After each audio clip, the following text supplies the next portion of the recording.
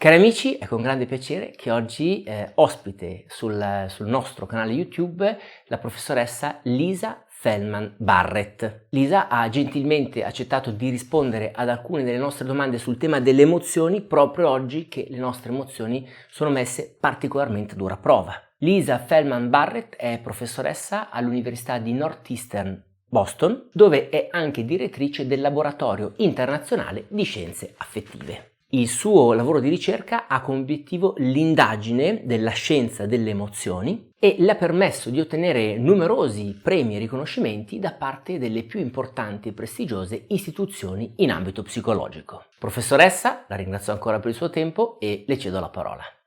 Greetings, my friends in Italy. My name is Lisa Feldman Barrett, and I'm a professor of psychology and neuroscience at a university in Boston, Massachusetts, in the United States. I study the science of emotion. This is a topic which is really important at this particular time in our lives. My heart really goes out to all of you in Italy who are dealing with this pandemic. I'm very grateful that Luca reached out to me to talk about the ways in which the science of emotion can help you through this difficult time. Nel tuo libro How Emotions Are Made racconti di una nuova prospettiva per quello che riguarda le emozioni. In che cosa questa prospettiva varia rispetto alle precedenti? In the traditional view, which we call the classical view, the idea is that you are born with a set of circuits in your brain. So your brain comes pre-wired with emotion circuits, one for anger, one for happiness, one for sadness, one for fear, and so on. And the idea is that something in the world would trigger one of your circuits, let's say your fear circuit, and the triggering of this circuit would cause you to feel fear, would cause your face to make an expression of fear that's universal everywhere in the world, and it would cause your body to take on a very stereotypic set of physical changes that is related specifically to fear. The problem with this view, it's a very intuitive view. It's a view that has been with us for many thousands of years. Actually, we can trace it all the way back to Plato. The problem with this view is that it doesn't match the scientific evidence. There is evidence that human brains come pre-wired with circuits for certain actions, like fainting or freezing or maybe running away. But these actions don't have innate emotional meanings. And instead, the evidence suggests that really evidence over decades of research coming from hundreds and hundreds and hundreds of laboratories all over the world, the evidence suggests that instead what your brain is doing is it's constantly trying to make sense of sense data coming from the body and coming from the world. So if you think about it, it works something like this. Your brain is trapped in your skull, and it only is receiving information through your eyes, through your ears, and from your body, and so on. And it's receiving information about things that are happening, but that information has been caused by something. That information is the effects of some cause. Your brain doesn't have access to the cause. It only has access to the effects. And so it has to guess at what the causes are. So when you feel a tug in your chest, or when you see a flash of light, or when you hear a sound, your brain has to guess at what the causes are of those sensory events. So it's using some sort of information to make sense of those sensory changes. And what information is it using? It's using your past experience. So this is how, when you have an ache in your stomach, sometimes that ache in your stomach could be hunger.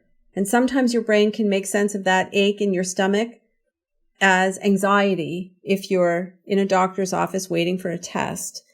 And sometimes that ache in your stomach, that exact same ache in your stomach, might be longing for someone that you haven't seen for a long time, or it could be a welling up of love for someone who you feel really close to, or it could be a gut feeling that somebody is not telling you the truth about something. So it could be suspicion. The point is that what your brain is doing all the time is it's taking in sense data from your body and trying to make sense of it in relation to what's going on around you in the world. And this is how your brain makes emotions. If this is how your brain makes emotions, then it means that you have some control over the emotions that you make out of these sense data, right? So an ache in your gut or your pulse racing, might be anxiety, but it might be determination. You have more control over how you make sense of the sensory feelings that come to your brain. Uno dei concetti base del tuo libro è quello della granularità emotiva. Puoi per favore spiegarci che cos'è questa granularità emotiva e in che modo possiamo svilupparla? Emotional granularity means that your brain is making sense of what's going on inside your body in relation to what's going on around you in the world. And so, for example, we're all living through a difficult time right now. Some people aren't sleeping enough. Some people aren't eating properly. They're feeling socially isolated or really lonely. One of the things that your brain is doing all the time, kind of outside of your awareness, is your brain is regulating your body. It's actually running a budget for your body. It's not budgeting money. It's budgeting resources and nutrients like glucose and water and oxygen and so on. And these changes in your body cause sensory changes that are sent back to the brain. And when you don't sleep enough, when you're not getting enough exercise, when you're feeling really socially isolated, you can think of them as drags on your body budget. They make it harder for your brain to keep your body budget balanced, in which case you will feel unpleasant. You will feel distress. You will feel fatigue. You'll feel tired. You'll feel kind of worked up. And your brain is attempting to make sense of these sensory feelings. And so one thing your brain can do is just make sense of them as feeling bad. This is just a bad feeling. The problem with this is just a bad feeling is that way of making meaning doesn't really tell you what to do about that bad feeling to kind of make it better. And so we would call that a kind of a low granularity experience, because it's not very precise. It's not tailored to the situation very specifically. But sometimes you can make sense of that feeling as, anger or sadness or fear in a specific situation.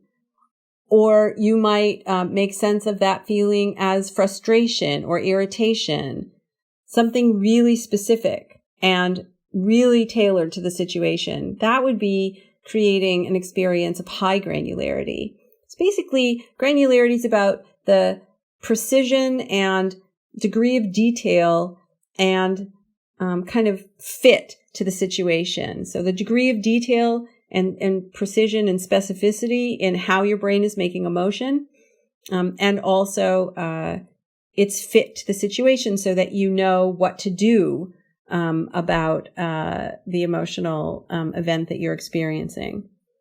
Granularity, though, is also about knowing when not to make an emotion and when to stick with an experience that is more physical. So one way to cultivate emotional granularity is to learn more about emotion. It's to learn more words for emotion and learn more emotion concepts so that your brain has the ingredients that it needs to make very granular, precise experiences instead of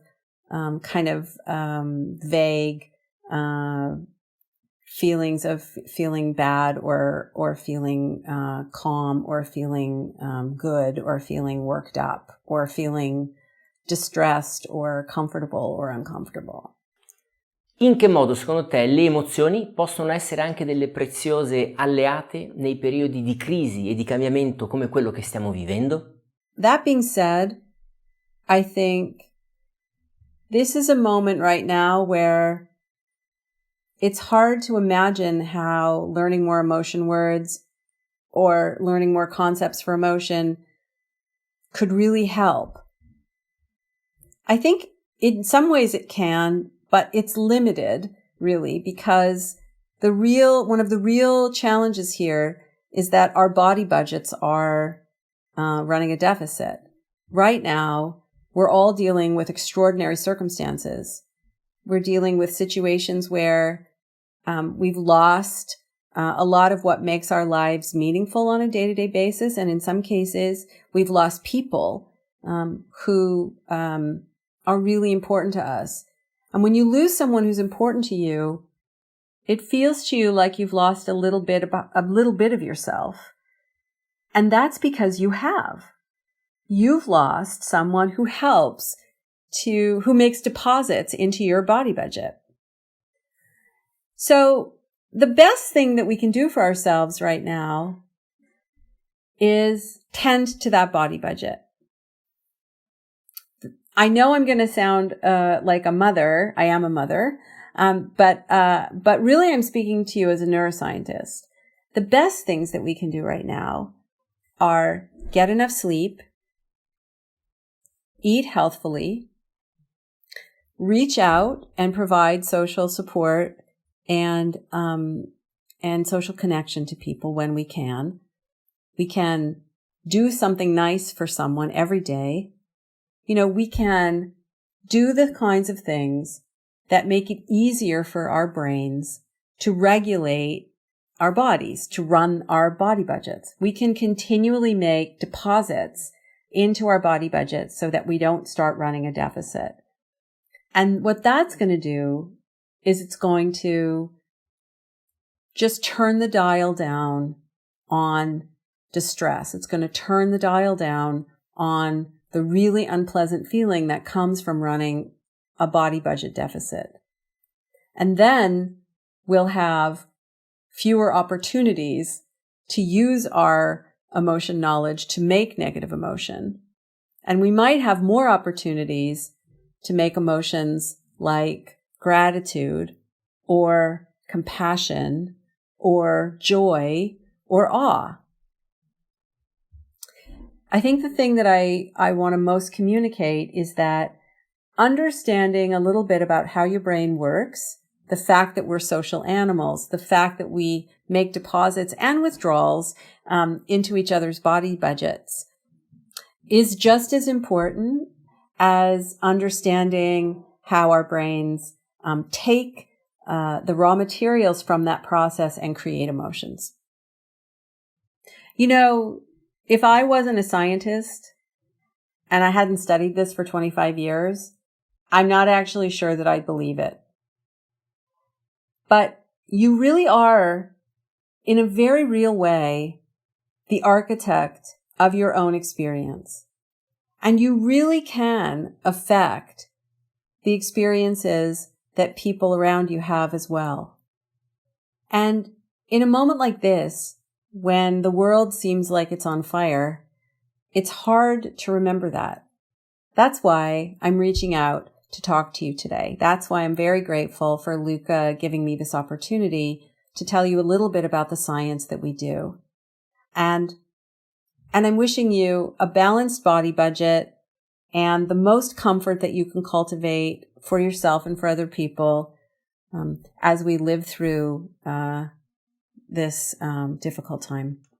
Lisa, grazie ancora per il tuo tempo, è stato un vero onore. Bene, cari amici, noi abbiamo parlato di quanto le nostre emozioni siano strettamente legate al nostro equilibrio fisico. In un momento delicato, quale quello che stiamo tutti noi attraversando, diventa ancora più importante per noi imparare a gestire le nostre risorse e dare un nome alle emozioni che stiamo vivendo. Se vi interessa approfondire questo tema, mi permetto di suggerirvi il libro della professoressa di cui abbiamo parlato in apertura, How Emotions Are Made, The Secret Life of the Brain. È stato un piacere e ci vediamo alla prossima. Ciao!